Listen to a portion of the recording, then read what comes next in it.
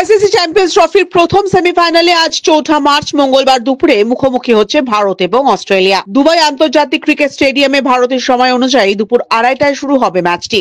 ২০২৩ one day বিশ্বকাপের ফাইনালে ঘরের মাঠে অস্ট্রেলিয়ার কাছে হেরেছিল ভারত। এবার ফাইনালের আগেই দেখা হচ্ছে এই দুই দলের।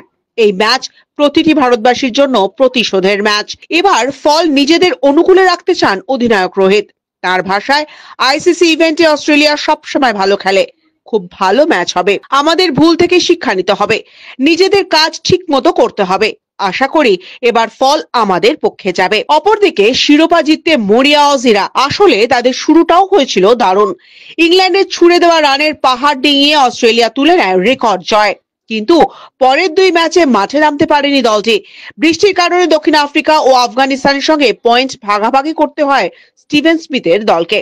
4 পয়েন্ট নিয়ে বি গ্রুপের রানার্স আপ হতে হয় তাদের। ভারতকে পেয়ে এবারও বেশ সতর্ক অস্ট্রেলিয়া অধিনায়ক স্টিভেন স্মিথ।